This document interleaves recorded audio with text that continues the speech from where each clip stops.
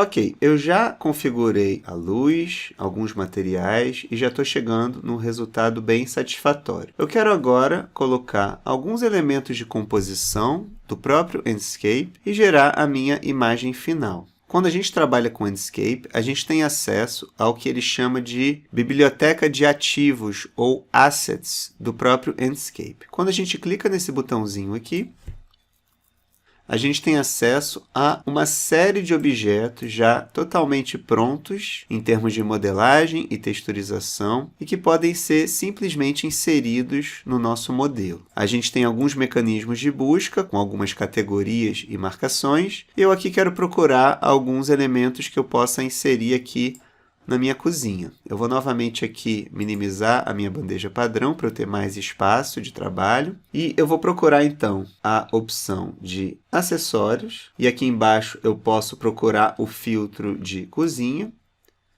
que eu vou ter acesso bem rápido a objetos que podem me interessar. Então, eu vou colocar, por exemplo, essa cafeteira. Basta que eu clique, movimente aqui, coloque aqui na minha cena.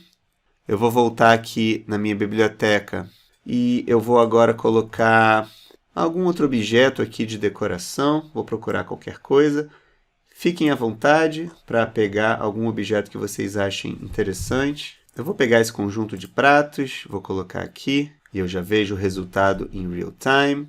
A gente pode também fazer uma busca diretamente aqui em cima por algum termo. Por exemplo, eu vou escrever flor e eu tenho agora acesso a esse vaso. Vou usar ele aqui, colocar ele aqui, por exemplo.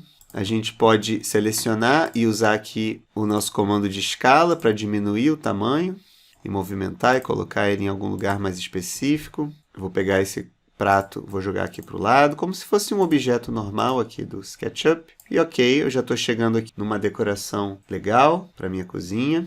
E por último, eu vou colocar aqui alguns elementos de vegetação. Então, vou novamente abrir aqui a minha biblioteca de ativos, vou limpar o campo de busca e vou procurar aqui em vegetação alguns arbustos ou árvores que eu possa colocar para fazer um fechamento melhor para a minha imagem. Eu vou colocar aqui esses arbustos, vou jogar um aqui em qualquer lugar, vou ver aqui o resultado, vou aumentar um pouco o tamanho dele. Sempre vendo como ele está ficando aqui no meu render. Vou fazer algumas cópias aqui para trás. Enfim, vocês podem colocar aí os elementos que vocês achem mais legais, sempre verificando como que está ficando no render em real time.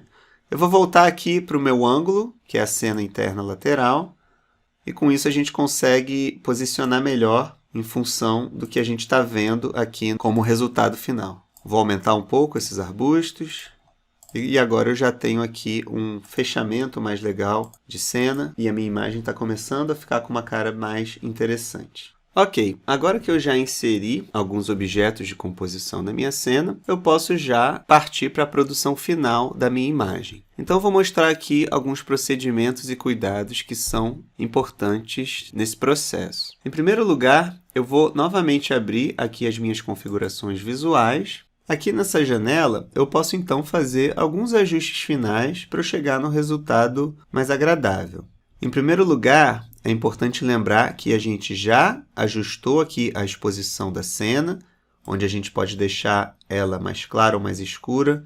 Eu já cheguei aqui no resultado legal. Eu posso também aqui em imagem brincar um pouquinho aqui com os meus realces, se eu quiser deixar as áreas claras mais claras, as sombras mais escuras.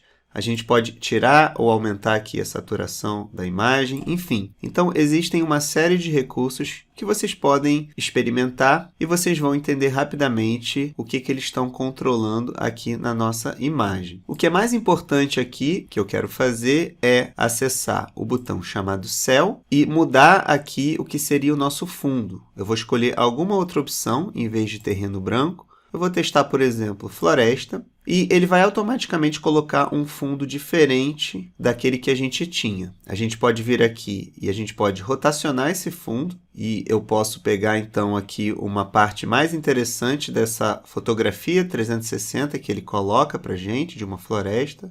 Vou escolher aqui alguma parte que eu ache mais interessante. E antes de gerar aqui o meu render final, eu vou ajustar o tamanho da minha imagem. Então, eu vou acessar aqui o botão Saída, onde a gente pode escolher o tamanho da imagem. Reparem que o padrão é o tamanho Full HD, então a gente pode mudar esse tamanho por aqui. A minha intenção aqui é criar uma imagem que eu possa postar no Instagram. Então, eu preciso de uma imagem no formato quadrado. Nesse caso, eu vou escolher a opção aqui Personalizado e vou colocar aqui o tamanho de 2048 por 2048, que seria um tamanho com uma qualidade boa, mas mantendo o formato quadrado do Instagram. Se a gente quiser verificar esse formato aqui na janela, a gente pode clicar nesse botãozinho aqui em cima chamado Quadro Seguro. Ele agora mostra exatamente o que vai sair aqui no meu render. Antes de fazer a produção da minha imagem final, eu sugiro também que a gente volte aqui em Principal e a gente aumente a nossa qualidade de renderização. Normalmente, a gente não deixa isso aqui no máximo porque pode comprometer muito a manipulação e visualização da nossa cena. Mas antes de gerar a imagem final, eu costumo botar aqui na opção Ultra. Tendo feito esses últimos ajustes,